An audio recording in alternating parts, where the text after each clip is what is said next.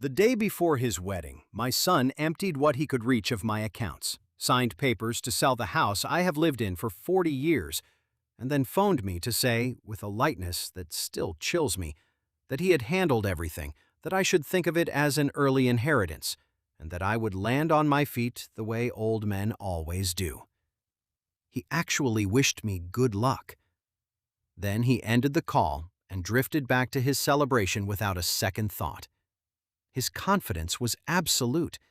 It never once occurred to him that the grieving old man he had just robbed had passed 35 years on the bench watching greedy children do precisely this, and understood exactly how such stories end.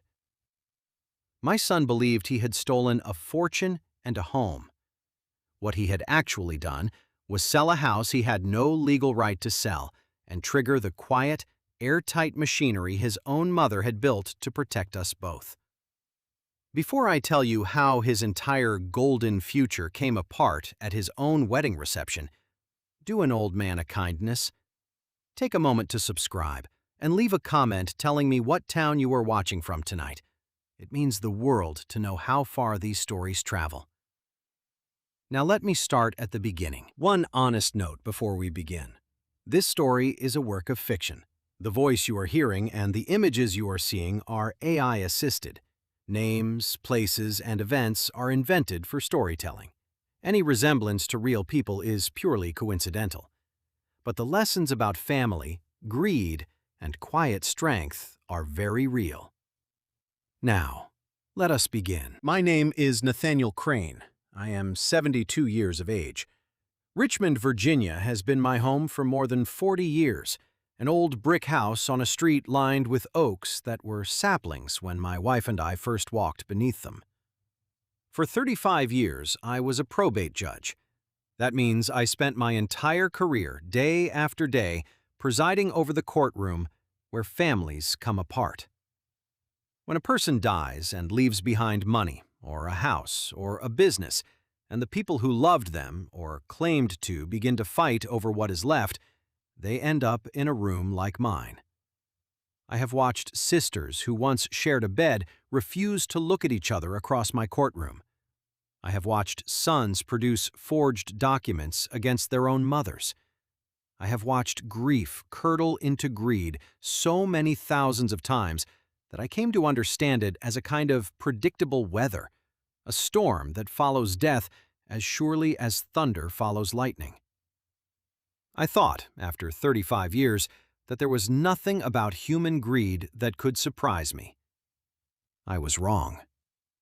It surprised me profoundly when it walked through my own front door, wearing my son's face. I remember one case, early in my years on the bench, that has never left me. Two brothers, farmers, who had worked their father's land side by side for 50 years, brought to my courtroom by a dispute over a single field the old man had failed to clearly assign in his will. It was not really about the field. It was about a lifetime of small grievances that the money finally gave them permission to unleash. By the time I was done with them, those two old men, who had shared everything since childhood, would never speak again. And it was not the law that had done it. It was the greed the law had merely uncovered.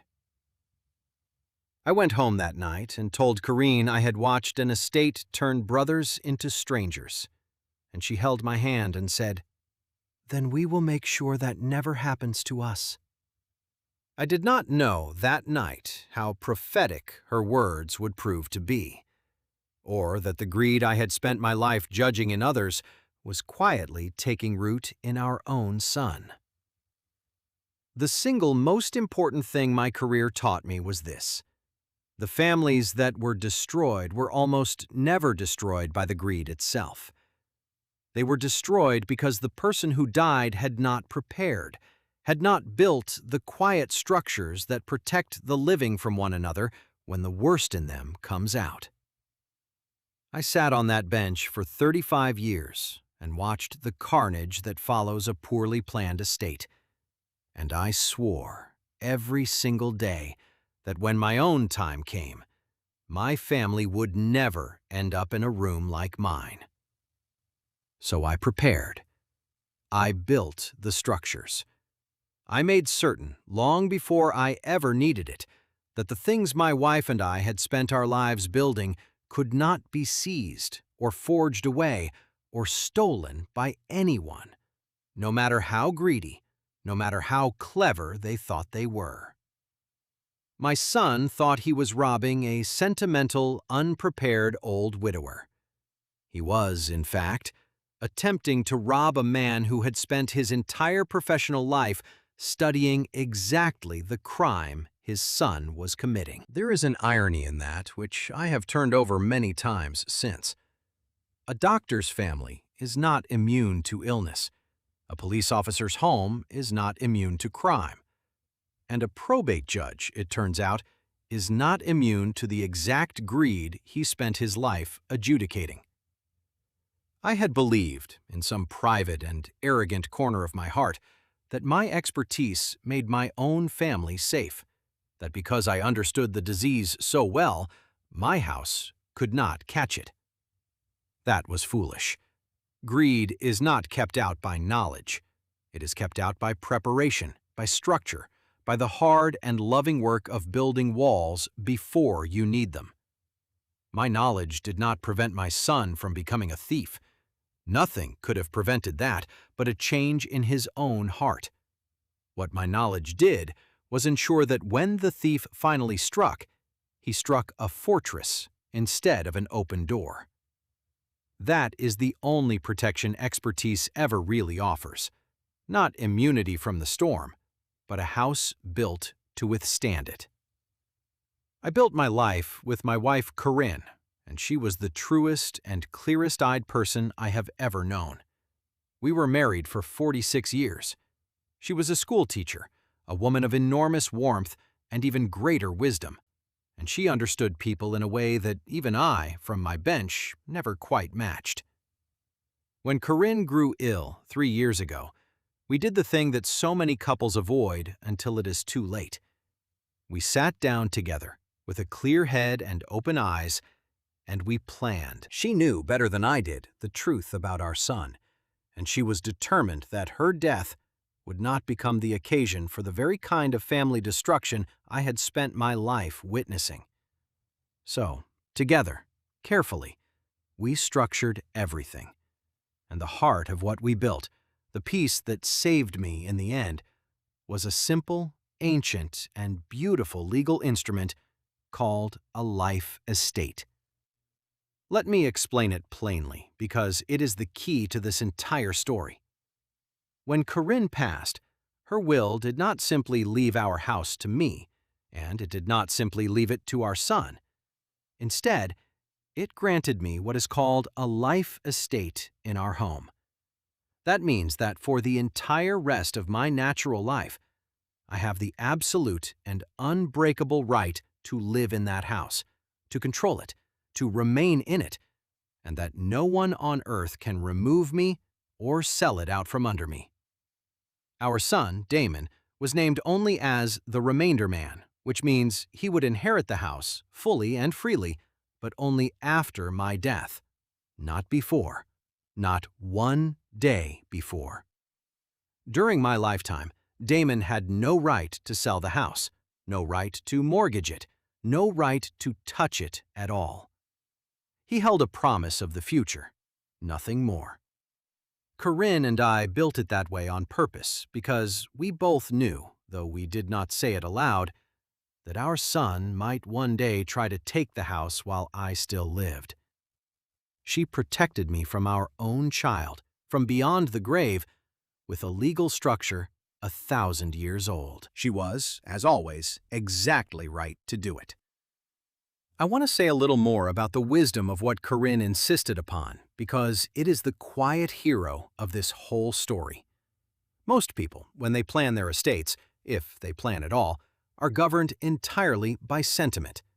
They want to leave everything to their children, freely and without conditions, because to do otherwise feels like an accusation, like a failure of love or trust. I understood, from 35 years of watching the consequences, that this sentiment, however sweet, is often the very thing that destroys families. To hand a large inheritance, freely and without structure, to a person who is not ready for it, is not a kindness. It is a loaded weapon left on a table where a child can reach it. Corinne understood this too, not from a courtroom, but from her own clear sight, and she insisted that we love our son wisely rather than blindly, that we protect him from the worst version of himself even as we provided for him. The life estate was not a punishment. It was the most loving thing she ever did for the whole family, our son included. Our son, Damon, is 41 years old, and telling the truth about him is the heavy stone at the center of this whole account. Damon was not a cruel child. He was a charming one, quick and bright and likable, and that charm became, over the years, a substitute for character rather than an expression of it. He learned early that he could talk his way out of consequences, and so he never developed the thing that consequences build, which is a spine. He drifted through adulthood, always reaching for the shortcut, always certain that the rules that bound ordinary people did not quite apply to someone as clever as he was. Corinne and I helped him too much and too often, and I know now that our help was part of the poison. We raised a man who believed that money was something that appeared when he needed it, produced by parents or charm or schemes, and never something earned. And a man who believes that will, sooner or later, come to see his own aging father not as a person to honor, but as a resource to be harvested. I saw the change come over Damon slowly, over years, the way you watch a fruit go from ripe to rotten so gradually you cannot name the day it turned.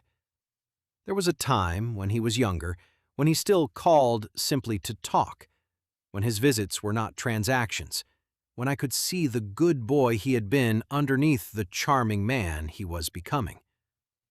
But somewhere in his 30s, as his own ambitions outran his willingness to work for them, the calls became requests, and the visits became negotiations.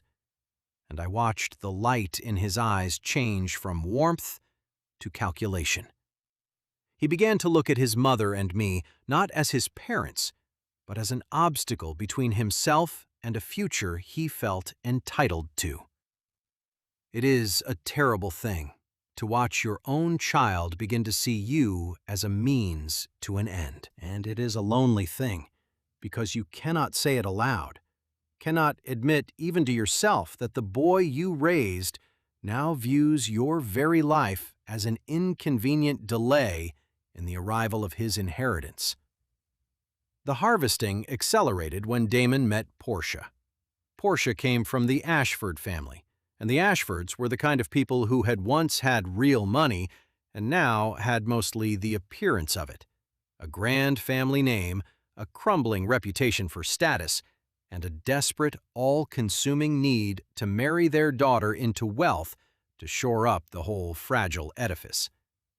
Portia's mother, in particular, was a woman who could calculate a man's net worth from across a ballroom and adjust her warmth accordingly. When they set their sights on my son, they believed, because Damon had carefully led them to believe, that he was the heir to a substantial fortune, a distinguished judge's estate, a beautiful old home, generations of quiet wealth. It was a marriage built, on both sides, entirely on money that did not exist the way either of them imagined. Damon was marrying up for status. The Ashfords were marrying their daughter to a fortune. And the fortune at the center of it all was a thing my son did not actually own and could not actually reach. I attended a dinner at the Ashford home once, early in the courtship, and it told me everything I needed to know. It was a beautiful house, all old money and older debts, every surface arranged to suggest a wealth that the peeling edges quietly contradicted. And I watched Portia's mother work the table like a woman appraising livestock, her attention flowing toward the guests she deemed important and away from those she did not. And I watched her turn the full warmth of that attention on me the moment she learned I was a judge, with, as she imagined, a substantial estate. I have been flattered by experts in my time, and I know the particular quality of a smile that is really a calculation. Everything about that family was a performance of prosperity, staged over a foundation of need. And they had selected my son as the beam that would hold the whole rotting structure up. They had no idea the beam was hollow. My son had sold them, as surely as he tried to sell my house, a thing that did not exist. The wedding they planned was obscene in its extravagance, the kind of event designed not to celebrate a marriage, but to announce an arrival, to show a certain world that the Ashfords and the Cranes were people of consequence. And it required money, enormous amounts of it, far more than Damon had, because Damon had never truly had money of his own, only access to mine. As the costs mounted, the pressure on me grew.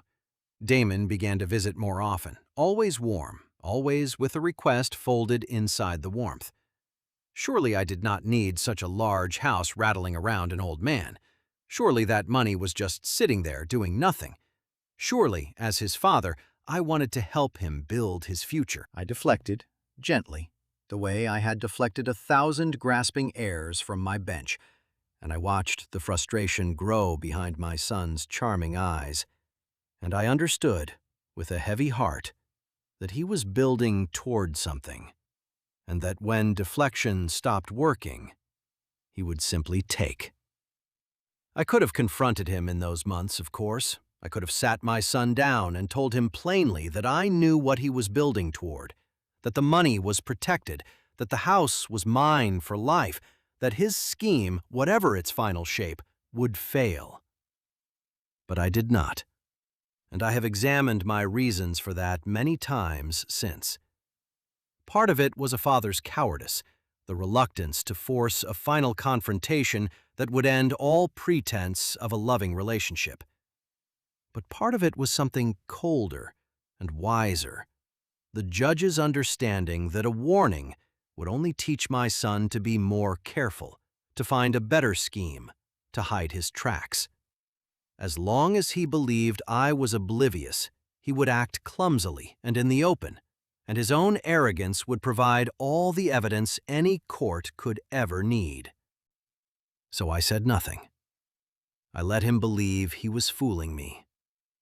And I waited, with a heavy heart, for the crime I knew was coming. Because a crime committed in confidence is a crime easily proven. He took on a Thursday, the day before his wedding. I woke that morning to find that the checking account I used for daily expenses, the one Damon knew about, had been drained to nothing. And within the hour, my phone rang, and it was my son. And his voice had that terrible lightness I described to you at the start, the tone of a man who believes he has already gotten away with it. He told me he had taken the money and that he had signed the papers to sell the house, and that the buyer was paying cash and closing fast, and that I should not make a fuss because it was all, in the end, just an early inheritance, money and property I would have left him anyway. He told me I was old, that I had been slipping, that I did not need so much house or so much money, and that he and Portia were building a life. And then, God help him, he wished me good luck, as if he had done me a favor, and he hung up to go taste wedding cake.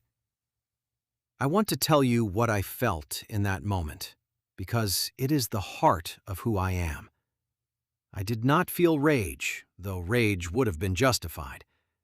I felt the specific, cold, clarifying calm that I had felt 10,000 times on the bench, the calm that descends when a case that has been murky suddenly becomes perfectly clear. For 3 years I had wondered, in the back of my mind, exactly how far my son would go. Now I knew. And knowing, terrible as it was a kind of relief. Because a judge cannot rule on a suspicion, but he can rule decisively on a fact. My son had just handed me a fact. He had crossed every line in a single morning, and in doing so, he had freed me from the paralysis of a father's hope. I was no longer a grieving old man wondering about his son. I was a judge with a case in front of him, and I knew exactly what the law required.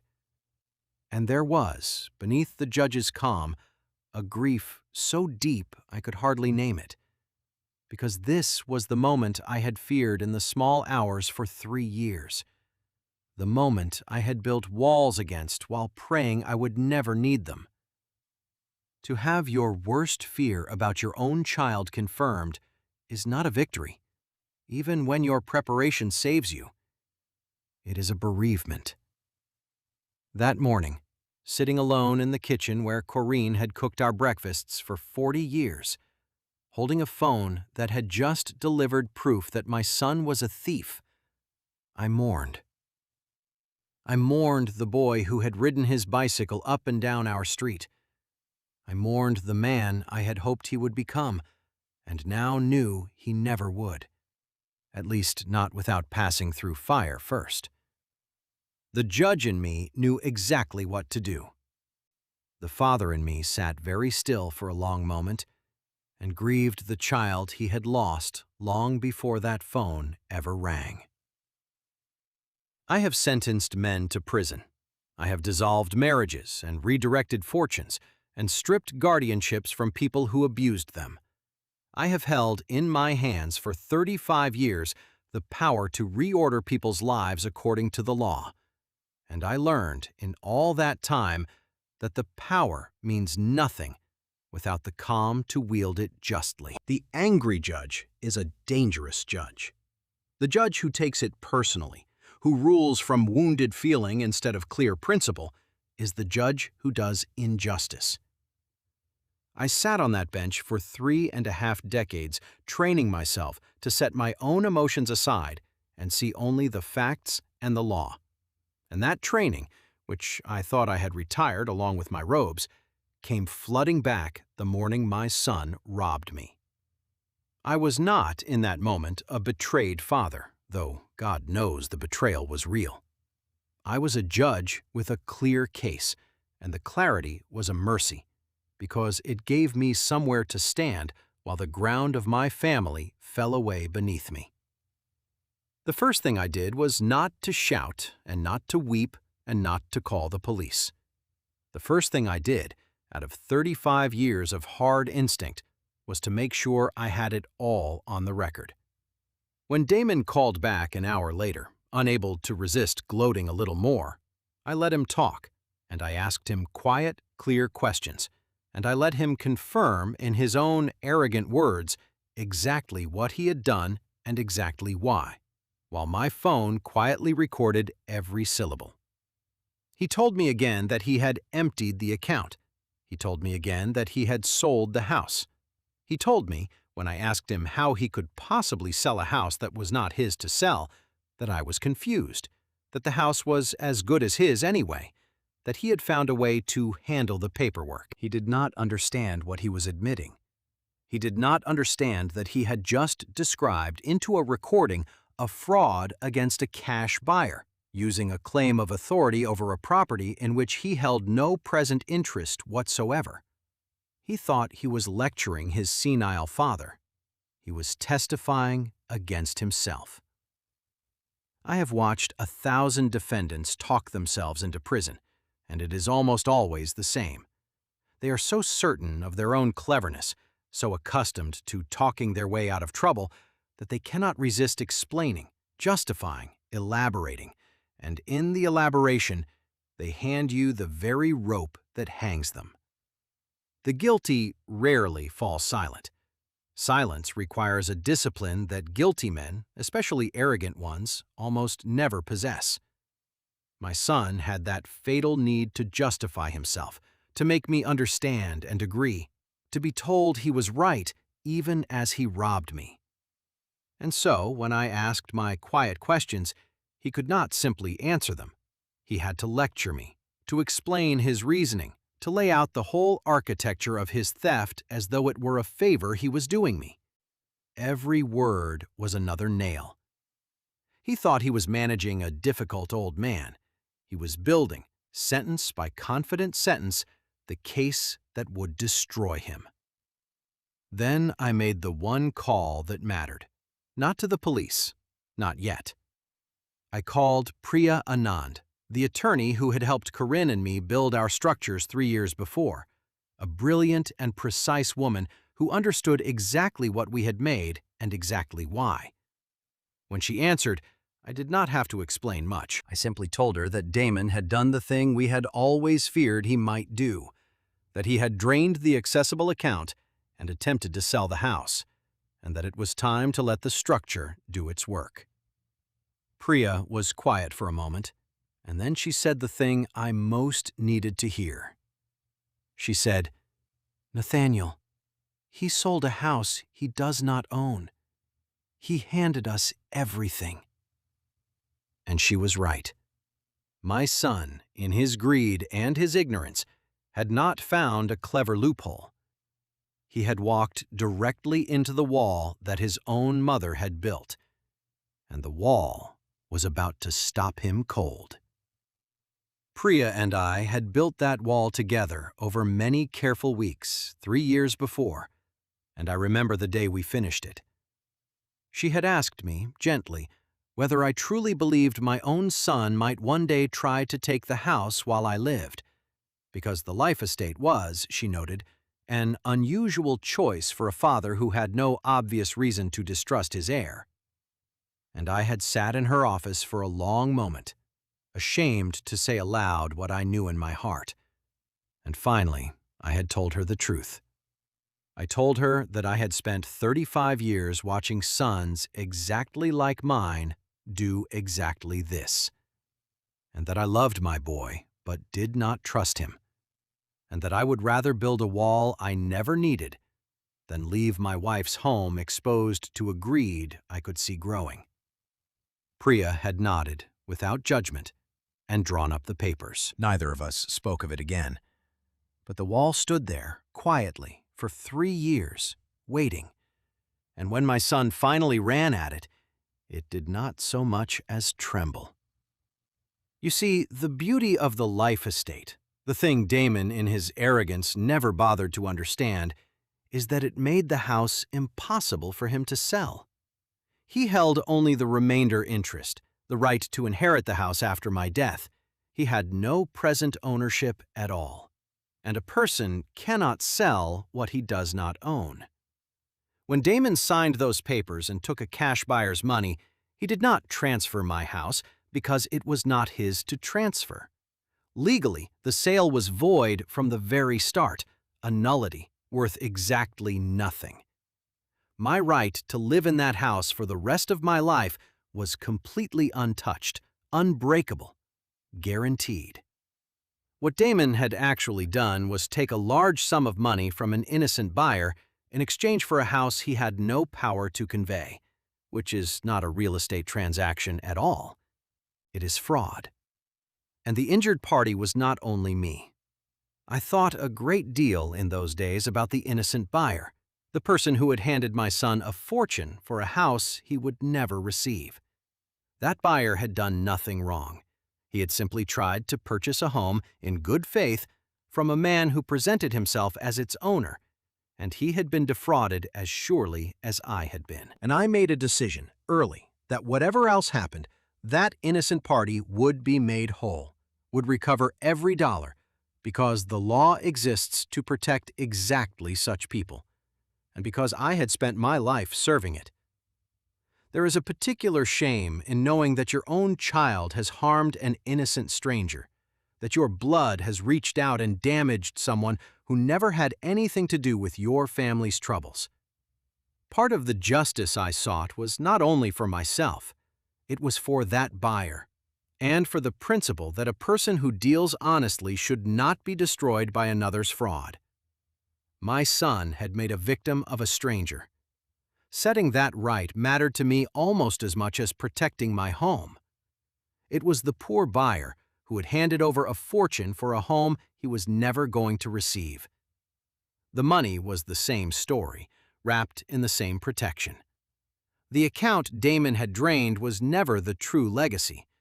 It was my everyday checking account, the one I used for groceries and utilities, holding a modest sum, painful to lose but hardly a fortune. The real money, Corinne's life savings and the proceeds she had wanted directed toward a purpose close to her heart, had been placed 3 years before into an irrevocable trust that Damon could not see, could not access, and did not even fully know existed. He had drained a puddle and believed he had emptied the ocean. Everything that actually mattered, the house and the true legacy both, sat exactly where Corinne and I had placed them, behind walls my son did not have the knowledge or the standing to breach. He had committed real crimes and caused real harm, but he had not actually taken anything of true value from me, because the woman who saw him clearly had made certain, years before, that he never could. That is the thing I keep returning to, the almost unbearable poignancy of it. Corinne, from her sickbed, dying, still had the clarity and the love to protect me from our own child. She spent some of her last strength, not on comfort, not on rest, but on building the walls that would keep our son from robbing his grieving father blind. She never told Damon what she had done, never confronted him, never let him see the clear judgment behind her gentle eyes. She simply, quietly, made him safe to fail, arranged things so that when he reached for what was not his, he would close his hand on nothing, and no real harm would be done to anyone but himself. It was mercy disguised as planning. It was love disguised as law. And it worked exactly as she intended. 3 years after she was gone, reaching forward from the grave to catch me when our son let me fall. I have never loved her more than I did the morning I understood what she had done. Now, most fathers who discovered all this would have moved immediately to undo it, to call the buyer, to stop the wedding, to have Damon confronted or arrested that very day. But I am not most fathers. And 35 years on the bench had taught me the value of patience and of the properly chosen moment. I understood something about this situation that changed how I chose to act. This was not only my son's crime. It was a crime built on a lie that 2 families were telling each other. The lie that Damon was a wealthy heir and that this was a marriage of fortunes. And I realized that the most complete justice, the kind that would actually teach the lesson and protect everyone from a future built on fraud, would not come from a quiet arrest in a driveway. It would come from the truth arriving in full daylight at the wedding itself, in front of the Ashfords and all their status-hungry guests, so that everyone building their future on this lie would learn at the same moment that there was no fortune, and never had been. There is a particular kind of marriage that is really a merger, a joining not of 2 hearts, but of 2 balance sheets, and both parties usually know it on some level, even as they perform the language of love. Damon and Portia had that kind of arrangement, though I doubt either of them ever admitted it plainly to themselves. He was buying status and beauty and the Ashford name. She, or more precisely her family, was buying financial rescue and the appearance of a good match. It was a transaction dressed in white, and like all transactions, it depended entirely on both parties delivering what they had promised. Damon had promised a fortune, and the moment it became clear in front of everyone that there was no fortune, that the whole basis of the deal was a fiction, the marriage had no reason left to exist, because there had never been anything holding it together but money that turned out not to be there. I did not destroy my son's marriage. I merely revealed that it had never really been one. So I let the wedding proceed. I spent that Thursday and Friday not in a panic, but in careful preparation with Priya. We documented the void sale. We prepared the notice to the defrauded buyer, whom I intended to make whole in the truest way, by helping him recover every dollar from the man who had actually taken it. We assembled the complete record of Damon's fraud, the recordings, the documents, the drained account, the attempted sale of a property he did not own. And we prepared, quietly, the formal legal reality that my son was about to collide with. I did not sleep much those 2 nights. I sat in the house Corrine and I had built, the house Damon believed he had already sold, and I felt her with me, and I told her that the structure she had insisted upon was about to do exactly what she had built it to do.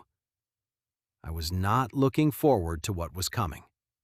But I was a judge, and the case was clear, and the law is the law, even when the defendant is your own son. The wedding was held at a grand estate outside the city, all white tents and string quartets and 300 guests in their finest, an enormous edifice of borrowed and stolen money built to impress people who would forget it by Monday.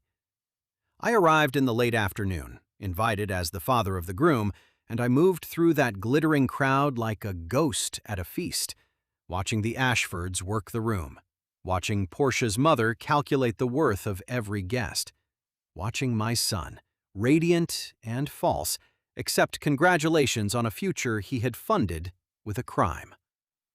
Damon saw me and went briefly pale, then recovered his charm and came to greet me with a performance of warmth, murmuring that he was so glad I had come, that he hoped I understood that it was all going to work out. I looked at my son, and I told him, quietly, that I understood everything, and that I hoped he would remember, later, that I had given him every chance to choose differently. He did not understand what I meant. He would, very soon. I chose my moment for after the vows, after the toasts, at the point in the reception when the champagne was flowing and the 2 families were most thoroughly congratulating themselves on their brilliant union. Priya arrived, precisely on schedule, accompanied by a colleague and carrying a leather folder, and the sight of 2 unfamiliar people in sober, professional dress moving purposefully through that festive crowd began, all on its own, to change the temperature of the room. I stood, and I asked, in the clear and carrying voice I had used from the bench for 35 years, for a moment of everyone's attention, because there was a matter concerning the newlyweds that everyone present deserved to hear. The quartet fell silent. 300 faces turned toward me, and I watched my son's charming smile begin, slowly, to freeze on his face. I had seen that particular transformation many times from the bench. The moment when a person who believes they are in control realizes, all at once, that they are not. It begins in the eyes, a flicker of confusion, and then it spreads to the mouth, the smile losing its certainty. And then the whole face seems to slacken as the mind races to understand what is happening and finds no comfortable explanation. I watched it move across my son's face in real time as I began to speak. Watched the golden groom, who had been accepting congratulations moments before, begin to sense that the ground was shifting beneath his polished shoes. He did not yet know what was coming, but some animal part of him, the part that had always been able to read a room, understood that his father had not risen in the middle of his wedding reception to offer a toast. I met his eyes across that silent tent, and I did not enjoy what I saw there, because whatever else he was still my boy, and I was about to break him in front of 300 people. But it had to be done, and it had to be done there. And so I did it. I did not shout. and I did not accuse, because a judge does not need to. I simply laid out the facts, plainly, in the daylight, for everyone to hear. I explained that my son had, the day before his wedding, attempted to sell my home, and that he had taken a great deal of money from a cash buyer to do so. And then I explained, gently, the thing Damon had never understood: that the home was mine for life, held in a life estate left to me by his late mother, and that my son held no present interest in it whatsoever, and that therefore the sale he had made was void, a legal nullity worth nothing at all, that the money he had taken from that buyer would have to be returned in full immediately, and that my son, and my son alone, was personally liable for every dollar of it. The room had gone utterly silent by then. 300 people in their finery straining to follow the plain, terrible arithmetic I was laying out. I could see the Ashford lawyers, of whom there were several among the guests, doing the calculations in their heads and arriving, one by one, at the same conclusion I had reached days before. There was no argument to be made. A life estate is not a subtle or a challengeable thing. It is one of the oldest and clearest instruments in the whole of the law, and its meaning is beyond dispute. My son had sold a house he did not own. The sale was void.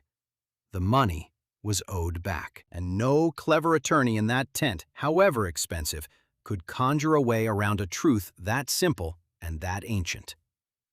I watched the understanding ripple outward through the crowd, from the lawyers to the guests to the Ashfords themselves, and I watched the golden evening curdle in real time into the most expensive disaster any of them had ever witnessed. I watched the words land on the Ashfords, and I watched them begin slowly to understand. Then I laid out the rest, the part that ended the marriage before it had truly begun. I explained that the fortune everyone in that tent believed my son had inherited did not exist in any form he could reach, that his mother, seeing him clearly, had placed her true legacy beyond his grasp entirely, that my son was not a wealthy heir, but a man who had just committed a serious fraud, who now owed a defrauded buyer a fortune he did not have, who owned no house, controlled no inheritance, and possessed, at that very moment, less than nothing, because his debts now exceeded everything he had. I watched Portia's mother's face transform from social triumph to dawning horror. I watched the Ashfords understand that they had married their daughter not to a fortune, but to a penniless thief drowning in fresh liability. And I watched the beautiful, mercenary edifice of that entire wedding begin to collapse in real time in front of 300 guests under the simple weight of the truth. I have thought since about whether I was cruel to do it publicly, and I have decided with a clear conscience that I was not. The public setting was not for my satisfaction. It was a necessity, because the fraud itself was public, a lie told to 2 entire families and 300 guests, and a lie told in public can only truly be undone in public. If I had handled it quietly, privately, the Ashfords would have spun a story. Portia would have salvaged the marriage for as long as it took to find the money elsewhere, and the whole rotten arrangement would have limped forward on new deceptions. The truth had to arrive where the lie had lived, in the open, in front of everyone, so that no one could pretend it away afterward. I did not humiliate my son. My son humiliated himself months before, when he chose to build his entire future on a theft and a fiction. I merely chose the one moment when the collapse of that fiction would be complete and final and impossible to rebuild. Portia did not weep for love, because there had never been any love, only calculation. She turned on my son with the fury of a woman who has been sold defective goods, demanding to know if it was true. And my son, cornered, unable to charm his way out for the first time in his life, could only stammer. The Ashfords did not comfort the newlyweds. They gathered their daughter and their dignity, and they left within the hour, the marriage effectively over before the cake was cut, an annulment already forming in Portia's mother's calculating mind. The guests melted away, whispering, and the grand tent that had been built to announce the arrival of two great families emptied out into the Virginia evening, leaving my son standing alone amid the wreckage of the most expensive party of his life. I lingered a while at the edge of that emptying tent, watching the caterers begin to clear away food that no one had eaten, watching the string quartet pack up their instruments in awkward silence, watching the beautiful, ruined stage of my son's ambition come apart in the gentle Virginia dusk. It was a strange and sorrowful thing to witness. There is no triumph in watching your child's life collapse, even a collapse that justice demands, even a collapse the child built entirely himself. I felt no satisfaction standing there, only a bone-deep weariness, and an ache for the boy Damon had once been, and the man he had failed to become. Corinne, had she lived, would have wept at that sight, and she would have been right to.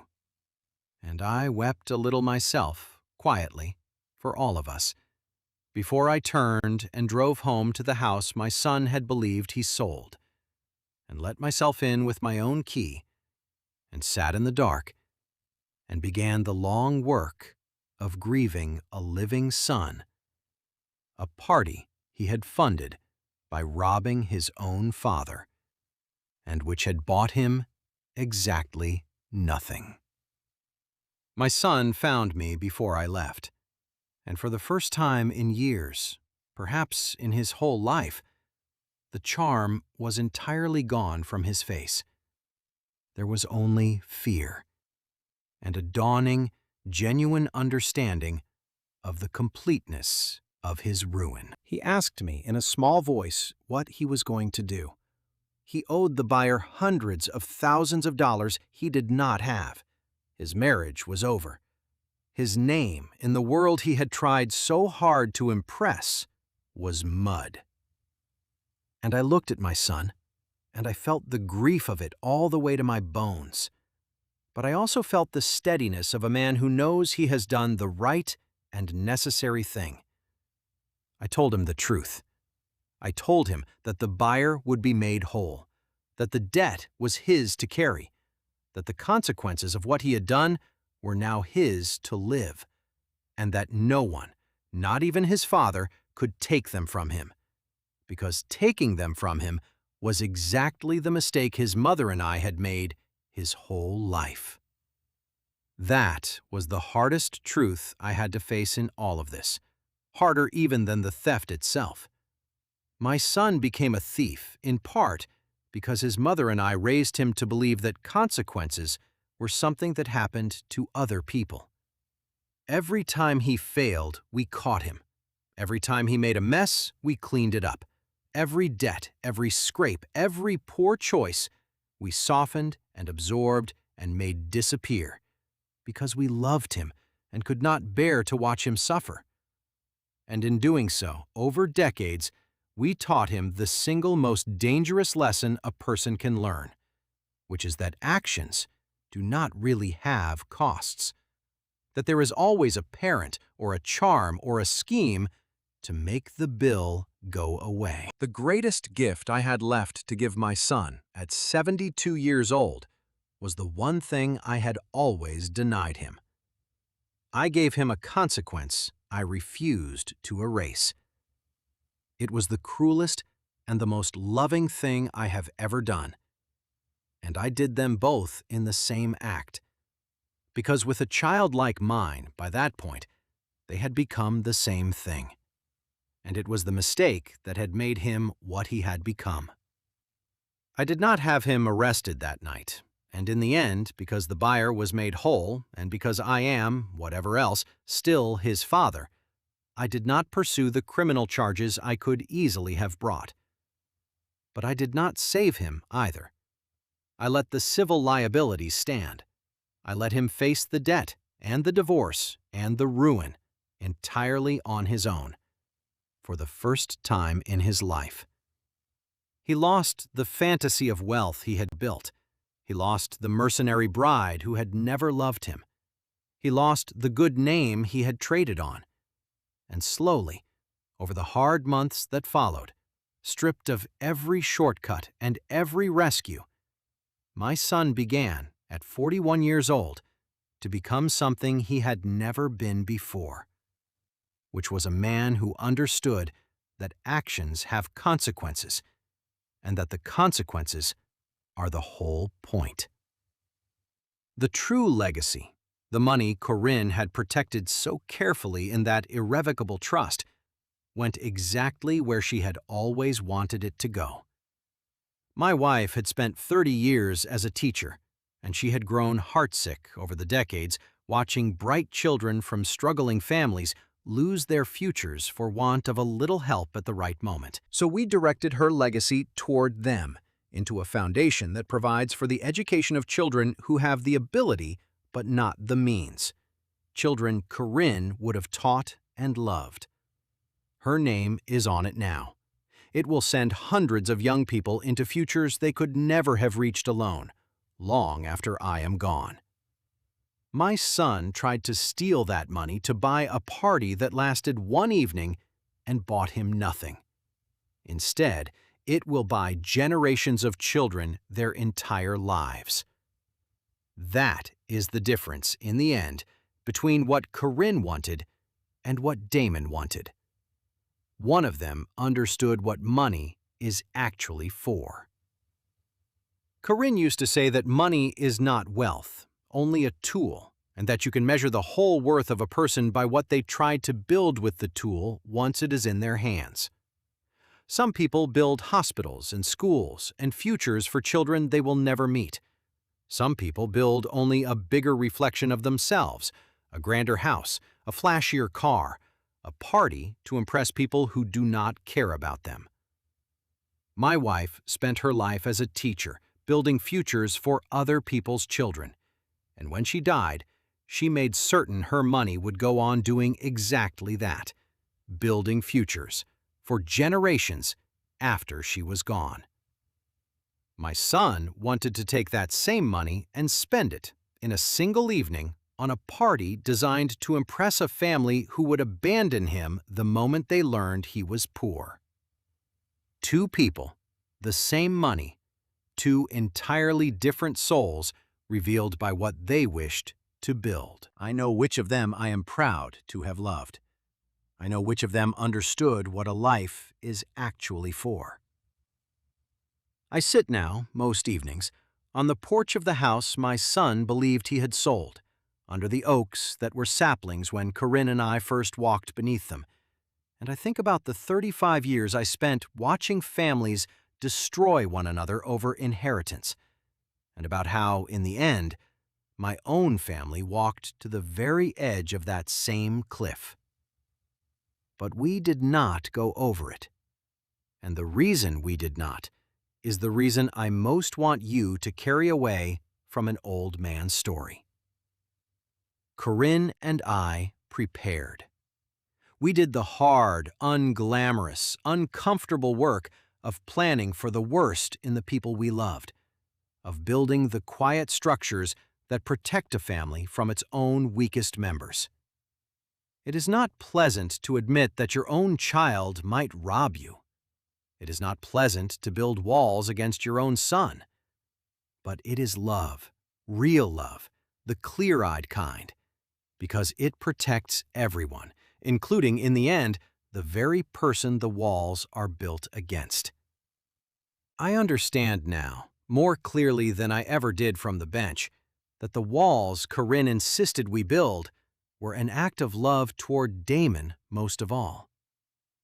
Because a version of this story exists in which we did not prepare, in which my son succeeded in stealing everything, in which he took the house and the money and married Portia and lived for a while on the proceeds of his crime. And that version does not end in his redemption. It ends in his complete corruption. A man rewarded for the worst thing he ever did, confirmed forever in the belief that theft works and consequences are for other people, sinking deeper into that rot with every passing year. By making his crime fail, by ensuring that his greatest betrayal brought him nothing but ruin, Corinne and I gave our son the one thing that might, someday, actually save him, which is the hard, clean lesson that actions have costs. The walls did not just protect me from Damon. They protected Damon from himself and gave him the only path back that a man like him could ever take, which is straight through the wreckage of his own choices. This is a work of fiction, and the voice you have been listening to is not a living man. But the lesson underneath it is as real as a deed and as old as the law itself. For 35 years, I watched greed follow death into my courtroom as surely as night follows day, and I learned that the families destroyed were never the ones that planned, only the ones that hoped blindly and prepared for nothing. My son looked at his aging father and saw a fortune to be harvested, and he was so certain of his own cleverness that he never once checked whether the things he was stealing were even his to steal. He forgot, or never learned, that a wise woman had seen him coming years before and had built, out of love and clear sight, a wall 1,000 years old that he shattered himself against. Never mistake a patient man for an unprepared one, and never assume that the quiet old people you plan to rob have not already, quietly, protected themselves from you. They wanted my inheritance. In the end, the only thing they inherited was the ruin they built with their own hands. My name is Nathaniel Crane, and the home my wife left me and the legacy she protected, I held on to for life, exactly as she meant me to.